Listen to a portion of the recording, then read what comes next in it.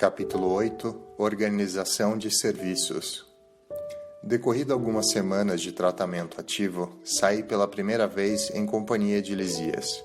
Impressionou-me o espetáculo das ruas. Vastas avenidas enfeitadas de árvores frondosas. Ar puro, atmosfera de profunda tranquilidade espiritual. Não havia, porém, qualquer sinal de inércia ou de ociosidade, porque as vias públicas estavam repletas. Entidades numerosas iam e vinham. Algumas pareciam situar a mente em lugares distantes, mas outras me dirigiam olhares acolhedores. Incumbia-se o companheiro de orientar-me em face das surpresas que surgiam ininterruptas. Percebendo minhas íntimas conjecturas, esclareceu solícito. Estamos no local do Ministério do Auxílio. Tudo que vemos, edifícios, casas residenciais, representa instituições e abrigos adequados à tarefa de nossa jurisdição.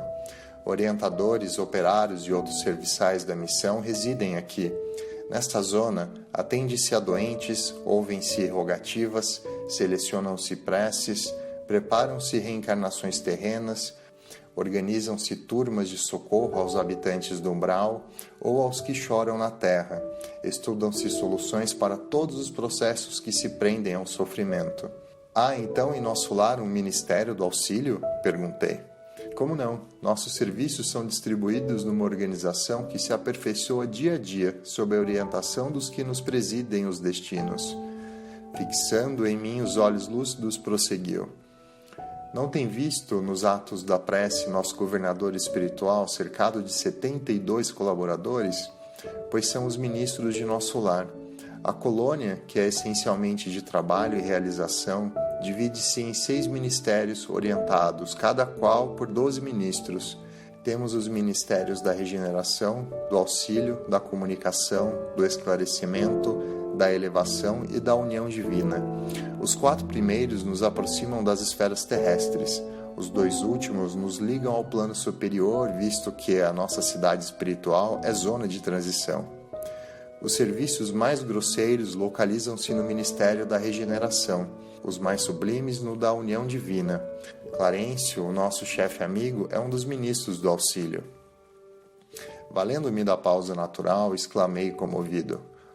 Nunca imaginei a possibilidade de organizações tão completas depois da morte do corpo físico. Sim, esclareceu Lisias, o véu da ilusão é muito denso nos círculos carnais. O homem vulgar ignora que toda manifestação de ordem no mundo procede do plano superior.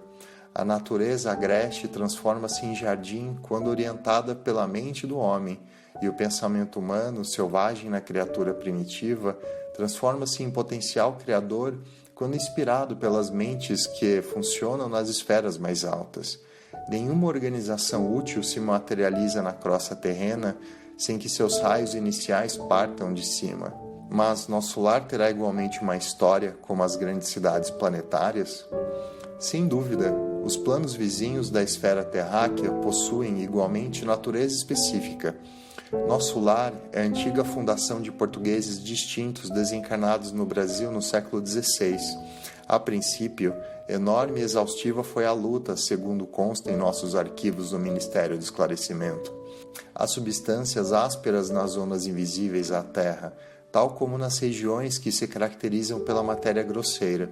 Aqui também existem enormes tensões de potencial inferior, como há no planeta grandes tratos de natureza rude e incivilizada. Os trabalhos primordiais foram desanimadores, mesmo para os espíritos fortes. Onde se congregam hoje vibrações delicadas e nobres, edifícios de fino lavor, misturavam-se as notas primitivas dos silvícolas do país e as construções infantis de suas mentes rudimentares. Os fundadores não desanimaram, porém.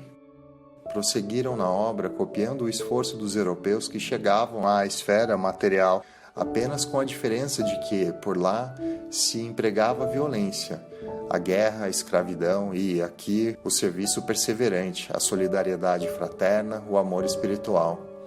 A essa altura atingíramos uma praça de maravilhosos contornos, ostentando extensos jardins. No centro da praça erguia-se um palácio de magnificente beleza, encabeçado de torres soberanas que se perdiam no céu.